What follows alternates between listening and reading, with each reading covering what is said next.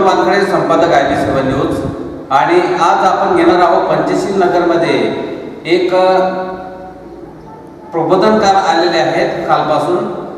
रमाबाई शिरसाट ह्या गायिका आहेत।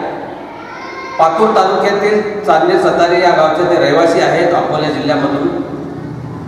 वर्षावासाच्या काळात संपूर्ण देशामध्ये, राज्यामध्ये, जिल्ह्यामध्ये, तालुक्यामध्ये, गावागावामध्ये बुद्ध आणि त्याचा धम्म या ग्रंथाचं पठण सुरू आहे।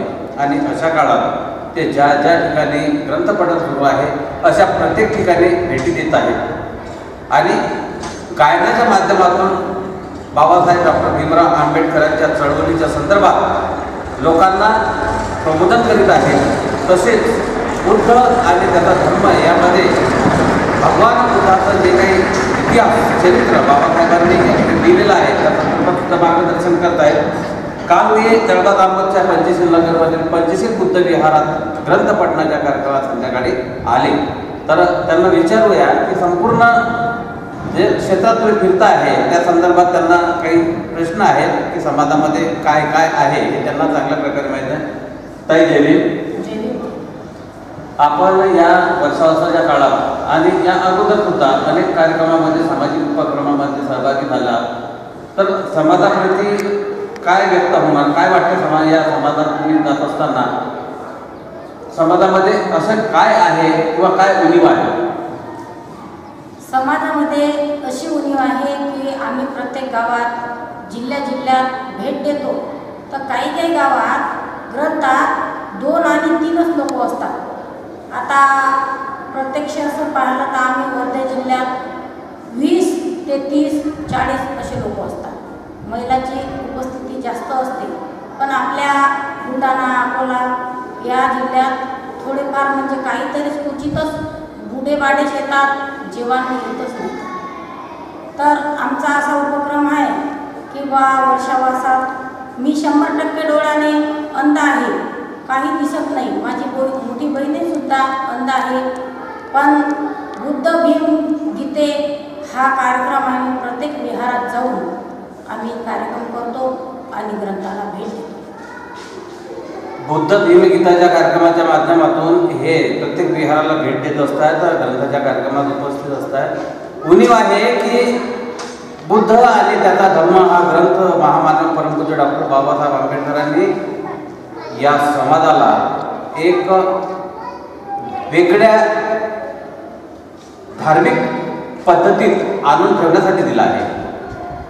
बाबासाहेबांना तेव्हा लोकांनी म्हटलं होतं की असं ना होत की महाराणी बुद्ध वाटवला, आणि ती परिस्थिती निर्माण होत आहे। जे कलाकार फिरत आहेत, जे प्रबोधन करण्यासाठी फिरत आहेत, त्यांच्या लक्षात हा विषय येते। तर आपण अनेक भंतेजीच्या सुद्धा सहवासात आहात, ओळखीचे आहेत, अनेक भंतेंना तुम्ही ओळखता, अनेक सामाजिक कार्यकर्त्यांना ओळखता। मला वाटतं की भीमा कोरेगाव ते पंढरपूर अशा प्रकारच्या पायी रॅलीमध्ये गेले होते, त्याचा काय अनुभव सांगा? भीमा कोरेगाव ते पंढरपूर सामाजिक क्रांतीचं अभियान। भीमा कोरेगाव ते पंढरपूर आम्ही पैदल यात्रा करतो आणि म्हणते महास्तवीर ज्ञानज्योती हे गेल्या 11 वर्षापासून ही पायी यात्रा करतात। आम्ही त्या पैदल यात्रेत दरवर्षीप्रमाणे जातो आणि याचा उपक्रम असा आहे की हे जे पंढरीचं जे विहार आहे हे विठ्ठलाचं नसून हे बुद्धाचं प्राचीन काळाचे जे अशोक सम्राटाने जे 84,000 विहार बांधलेले आहे तेच हे बुद्ध विहार आहे। म्हणून भंतेजीचा हा सामाजिक क्रांतीचा जो अभियान आहे हा चालू आहे। अनेक विहार, अनेक मंदिरं हे प्राचीन बुद्ध विहार आहेत अशा प्रकारचं स्पष्टीकरण समोर येत आहे।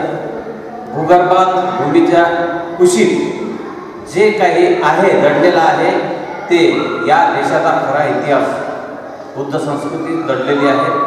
84,000 स्तूप, स्तंभ, विहार, लेण्या, शिलालेख, स्तंभालेख हे जे आहेत हे बुद्धकालीन म्हणजे सम्राट अशोककालीन तत्कालीन राजांनी राजाकडे लाभलेल्या धर्माला दिलेलं हे दान आहे। आता तुम्ही ज्या विहारात जाता त्या ठिकाणी तुम्ही सांगितलं की बुद्ध आणि त्याचा धर्मग्रंथ पठणासाठी एवढेच लोक असतात वगैरे वगैरे। समाजामध्ये आता जे काही सध्या आपण त्याला रंगनाथच म्हणूया, कारण जयंतीच्या माध्यमाने आणि इतर हुल्लडबाजीच्या माध्यमाने जो काही डीजे डान्स दारू हे ते चालू आहे, या संदर्भात काय म्हणतो? डीजे डान्स कसं की धम्माची गरज आहे, पण तसं काही होऊ शकत नाही. 14 एप्रिल आली का मिरवणूक आली की आपले कसं की बा एकच दिवस आहे नाचून घ्या आणि डीजे प्रत्येक गावामध्ये डीजे सांगतात आणि डीजे न सांगता शांततेच्या मार्गदर्शनाखाली जर हे पदयात्रा काढली तर आपलं किती मोठं परिवर्तन होणार आहे. पण काही अनपढ लोक म्हणतात की नाही बा मिरवणूक जर काढली नाही तर आपलं हे मागं काम येणार आहे, पण मागं काम येत नाही. असं तुम्ही जर धम्माचं आचरण केलं, बाबासाहेब म्हणत की भीमा तुझ्या मताचे जर का 5 लोक असते, तलवारीच्या तयाचे न्याराचं टोक असते, वाणीत भीम असता पण कर्णीत भीम असते. वामन दादा म्हणतात भीमा तुझ्या मताचे तर 5 लोक असते, तलवारीच्या तयांचे न्यारेच टोक असते. आज ते 5 लोक खरंच असतील तर हे जे काही पायलीभर लोक आहेत, खंडीभर लोक आहेत, हे खंडीभर लोक उन्मत्त झाले नसते आणि त्या 5 लोकांची आज आवश्यकता आहे. तुम्ही अनेक ठिकाणी ज्यावेळेस प्रबोधन करता त्यावेळेस तुम्हाला त्या प्रबोधनातून काय अनुभव येते आणि हे जे आता डीजे डान्स दारू या संदर्भातलं जे काही आहे या संदर्भात तुम्ही समाजामध्ये काय प्रेरणा द्या, समाजामध्ये काय मेसेज द्या? समाजामध्ये अशी प्रेरणा आहे की बा हे जे व्यसनीधीन लोक झाले याच्यामुळे जो पुढे समाज चालला होता तर आता हा समाज मागं वळवण्याचं काम करू राहिला. कारण जास्त व्यसनातही गेले आणि याईनं जास्त अवलंबून काच्यावर चालू आहे की बा बाबासाहेबाचा एक दिवस आहे हा चेक आहे, पण बाबासाहेब सांगतात की प्रत्येक क्षण हा वाया गेला नाही पाहिजे जीवनातला. तर बुद्ध आणि धम्म या ग्रंथाचं काही गावातल्या बाया म्हणतात की बा ग्रंथ 1 महिन्यात 6 महिन्यात अडकून घ्या, कारण आमचं काही सोयाबीन. बाबासाहेब आंबेडकरांना हा ग्रंथ लिहिण्यासाठी किती दिवस लागले? 5 वर्षे 1 महिना 7 दिवस लागले आणि आपण आपल्या कामासाठी हा ग्रंथ 450 पानाचा ग्रंथ आपण 1 महिन्यातच अडकून घेतो. मग कारण मग आपलं परिवर्तन कसं होणार आहे? ज्याले गरज आहे ते घरी झोपतात आणि ज्याले ऐकू येत नाही, ज्याले धम्म समजत नाही तो विहारात येते.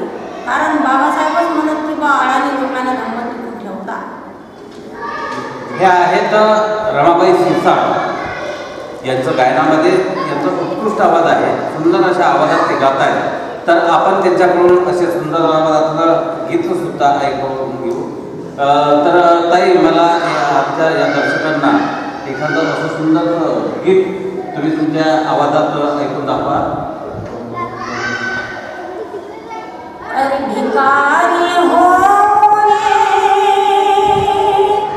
तुला दान काय मागावे, भिकारी हो तुला दान काय मागावे, दिनाच्या चाकरीला थोडेसे दान मागावे,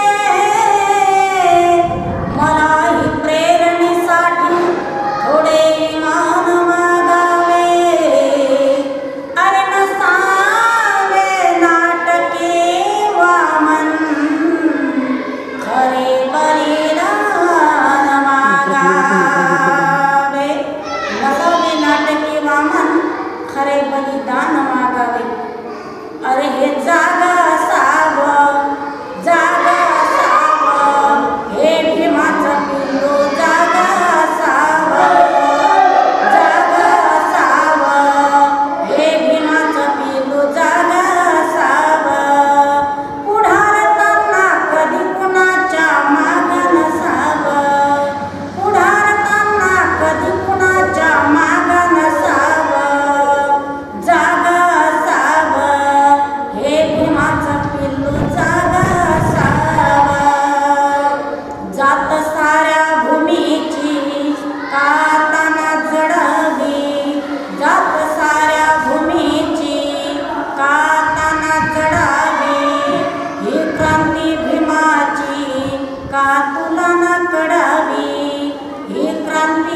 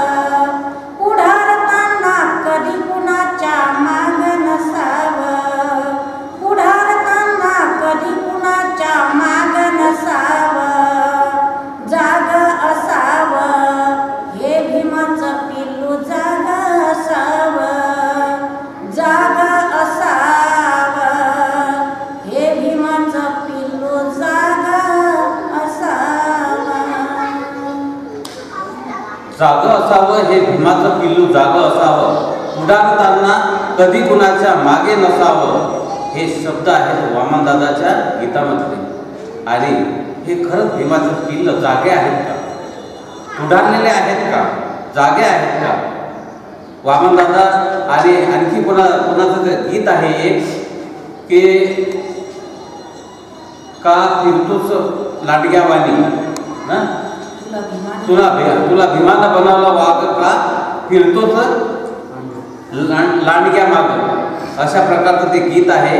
त्याच गीता त्या या वामनदादाच्या गीताच्या धर्तीवर त्या गीताला सुद्धा या ठिकाणी चांगल्या प्रकारे समाजामध्ये प्रसारित केलं गेलं. आणि ह्या अशा प्रबोधनात्मक कार्यक्रमाचा आणि लोकांना आंबेडकर चळवळ, बाबासाहेबांचे विचार, बुद्धाचं तत्त्वज्ञान आपल्या गीताच्या माध्यमातून ह्या ताई रमाबाई शिरसाट गावोगावी फिरून करत आहेत. त्यांचे या पंचशील बुद्ध विहारात पंचशील युवा मंडळ, पंचशील महिला मंडळ यांच्या वतीनं आम्ही स्वागत करतो. आणि त्यांनी या ठिकाणी जे काही चळवळीचं योगदान दिलं त्याबद्दल त्यांचे आभार व्यक्त करतो. ताई जय भीम, नमो बुद्धाय.